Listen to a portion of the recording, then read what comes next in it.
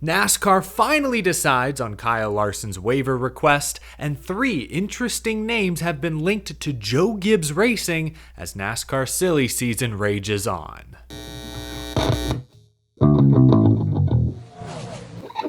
How's it going, y'all? My name is Eric. Welcome to Out of the Groove. Finally, we're free! After more than a week of stressful, angsty deliberation, NASCAR has finally ruled on Kyle Larson's waiver request. Kyle Larson has been granted a playoff waiver. He will maintain his playoff eligibility. If we look at the NASCAR playoff grid, I can now remove those asterisks I had next to Kyle Larson's name in yesterday's episode. Larson will get to keep the 17 playoff points he's already locked up. That doesn't include whatever playoff points he'll get depending on his regular season points finish. Larson keeping his playoff points keeps Chris Buescher on the bubble, Chase Briscoe, Joey Logano, Kyle Busch, currently the first 3 drivers out of the playoffs. Still 11 regular season races to go, but let's get to the actual decision. NASCAR Vice President of Competition Elton Sawyer spoke with the media this morning and explained the reasoning behind their decision to grant Kyle Larson a playoff waiver. Elton Sawyer said, quote, "We didn't take this lightly. A lot of discussion internally. I'm proud of our team and how we did our due diligence.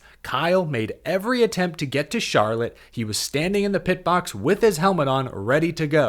This was unprecedented in that we had a driver miss one of our cup races to be at another event. That's why it took as long as it did." Sawyer went on to acknowledge that this was not a unanimous decision, that there were several within NASCAR who viewed this situation differently. But ultimately, NASCAR chose to grant Larson the waiver. Sawyer also explained that while he's not 100% certain, he does not expect the waiver rule or policy to be changed. He said that NASCAR embraces the Indy-Charlotte double. They think it's great. He also says that this ruling should not set the precedent that you can go off and run just any other race. The Indy 500, arguably the biggest race in the world, is different. My reaction, this was the right call. NASCAR has every right to be upset with how Memorial Day weekend played out. They were under the impression that Kyle Larson and Hendrick Motorsports would prioritize Charlotte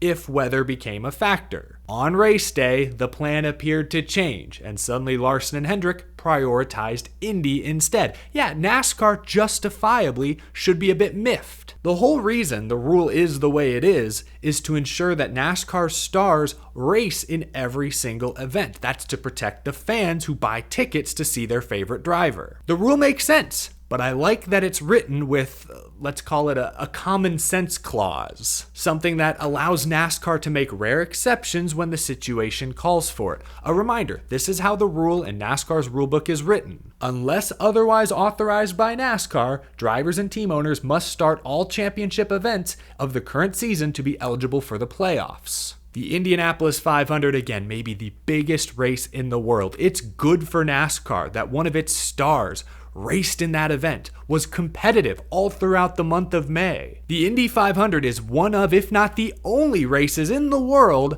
that deserves to be an exception. Again, I acknowledge that Larson and Hendrick put NASCAR in a very difficult position. They had every right not to grant Larson the waiver. But the rule also said they could give him the waiver, and I'm glad they made that decision. Removing one of the best drivers in the series from playoff contention before the halfway point of the season would have felt like a huge overreaction. As things stand, Larson lost out on points, potentially playoff points. He lost the regular season points lead because he missed Charlotte. That, to me, is penalty enough. All in all, I'm glad we can finally put this issue, this debate behind us. And it seems Kyle Larson agrees. He posted this morning. Thumbs up. Yes, that is exactly how I feel. Kyle Larson remains playoff eligible. Finally, we have a decision. That's not the only thing we have to talk about in today's episode. Real quick bit of news as I'm talking to you, as you're likely watching this. Denny Hamlin, Kyle Busch, and Michael McDowell are participating in a tire test at Indianapolis Motor Speedway, the oval configuration. The Brickyard 400 returns later this summer. Will be interesting to see if any interesting quotes come out of this test. We know,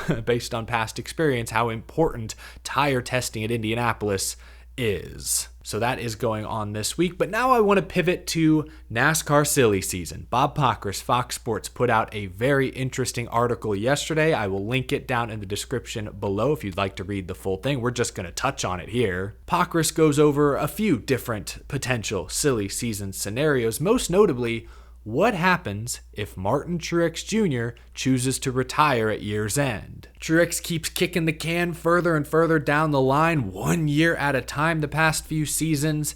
What if Martin Truex Jr. hangs it up after this year? Bob Pockrass names 3 notable drivers who could be candidates to replace him at Joe Gibbs Racing. Chase Briscoe, currently driving for Stewart-Haas Racing. We know Stewart-Haas is shutting down at the end of this year. Briscoe said recently that he is just now beginning to talk to other teams. A lot of folks have linked him over to the Wood brothers. I believe that pairing makes the most sense. Briscoe has been with Ford basically since the start of his NASCAR career, even going back to his days with BKR in the Truck Series. Keeping that relationship alive, the Wood brothers work out of the Penske shop. That's a very competitive car with the right guy behind the wheel. I think Chase Briscoe could be that right guy. That's a playoff team if Briscoe goes to the 21. But hey, if the number 19 Joe Gibbs Racing Toyota is open, I think every driver in the field would like to put their name in that hat. Chase Briscoe in the 19 would easily be a playoff contender. Remember, Chase Briscoe, go back to 2020. He won 9 Xfinity Series races that season. And right now, despite this being a lame duck season for Stewart-Haas, Chase Briscoe has the best average finish of his Cup Series career. He's won a NASCAR Cup Series race, go back to Phoenix 2022. I'm a big Chase Briscoe fan.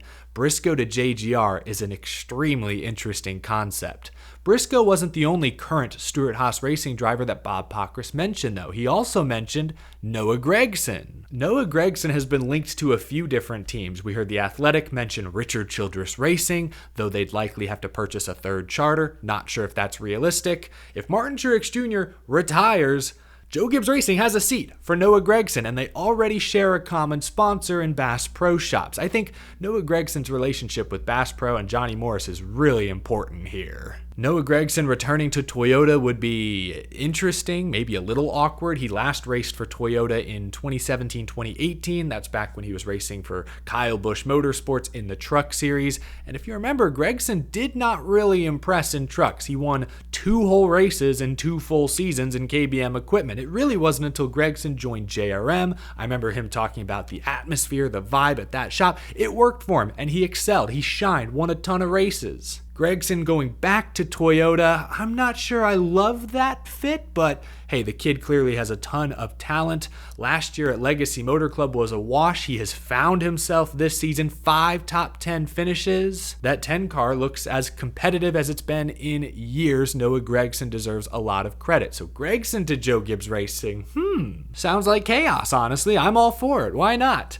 The third name mentioned by Bob Pockrass here, this one in some weird way might be the most surprising, Erik Jones. Yes, that Erik Jones, the one who Joe Gibbs Racing replaced 4 years ago to make room for Christopher Bell. I've been a big Erik Jones fan for a long time. I do believe he's a very talented race car driver. He's a 2-time Southern 500 winner, for goodness sake, and he's still young, only 28 years old. But I will say he has been through the ringer the past couple of years. 2023 was a wash almost out of the gate, with Legacy early in the year announcing they would be leaving Chevy for Toyota. And so far this year, 2024 has been a struggle as well, with Legacy trying to wrap their arms around all this new data. They don't have a direct technical alliance with JGR the way 2311 does. They're trying to do things on their own, working directly with TRD, and it's been a struggle this year. Jones and Nemechek are 25th and 26th in points. Now, remember, Jones did miss 2 races, but he's only got 1 top 10 finish on the year. It's been a struggle this year as well. My point is, Jones has been through the ringer the past few years. You worry if maybe his confidence has been shot at all. Obviously, the back injury, you have no idea how long those effects could linger. I think if you put Erik Jones in the 19 car, he makes the playoffs every year. I think so. Does he win 5 races? Does he contend for the regular season championship the way Martin Truex has the past couple of years? That I'm not so sure. And I like Erik Jones a ton. Let's back up for a moment. Chase Briscoe, Noah Gragson, Erik Jones. If you ask me, I feel Chase Briscoe is the complete package. He's a hard worker, seems to be a good dude, has great relationships with his teammates, his team members. He's a talented race car driver, great road course racer. He's made a deep playoff run in the past. I feel in the right situation, Briscoe is close to being a legitimate Cup Series championship contender. Noah Gragson, to me, is the most volatile. I would argue he might have the highest ceiling. We saw what he could do in the Xfinity Series. Ton of raw talent and potential, but he's also a very loose personality. Is that going to gel with everyone? Does he have the discipline? I think he's shown this year that he's capable of running up front in the NASCAR Cup Series, but there were questions as recently as last year about his commitment. Gragson, I think, is very boom or bust. And then there's Erik Jones. I just don't know what to make of him anymore. I thought Legacy Motor Club would be a little faster this year.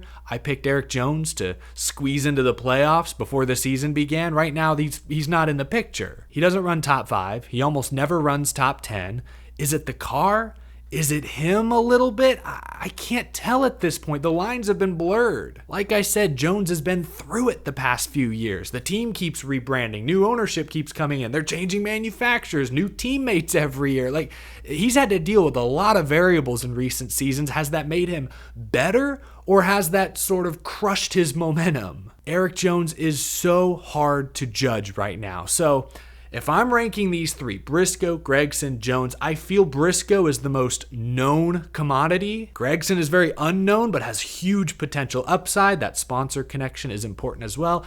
And then Jones, he's not going to suck, but is he going to take your team to the next level? I don't know. It's these three names, very interesting potential candidates for a Joe Gibbs Racing seat, if you ask me. Wouldn't have seen any of these coming, but I also don't expect Martin Truex to retire. Let's start there. Or should I say, let's finish there. Probably should have begun with this, but that's the first question here. Will Martin Truex Jr. step away?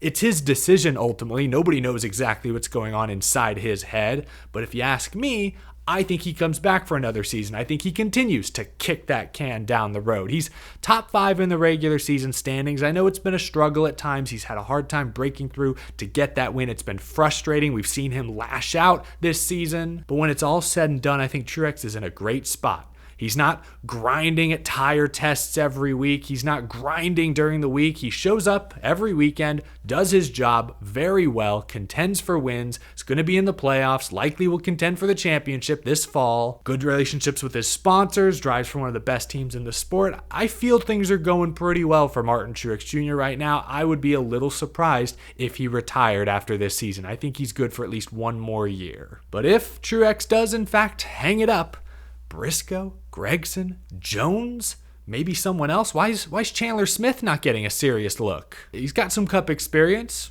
I think he's almost ready. If that 19 seat becomes available, silly season will take a dramatic turn. That is for sure. Let me know down in the comments below. If you read that Bob Pockrass article, which I encourage you to go do so, how do you feel about Briscoe, Gragson, Jones? Who else could be a worthy candidate to replace Truex if he retires? Let me know what you think down in the comment section below. That's going to do it for me. Thank you for watching. Leave a like if you enjoyed, subscribe if you're new to the show, and a huge thank you to my Patreon supporters. I will see you all again very, very soon. Have a wonderful rest of your day, folks. Thanks for watching.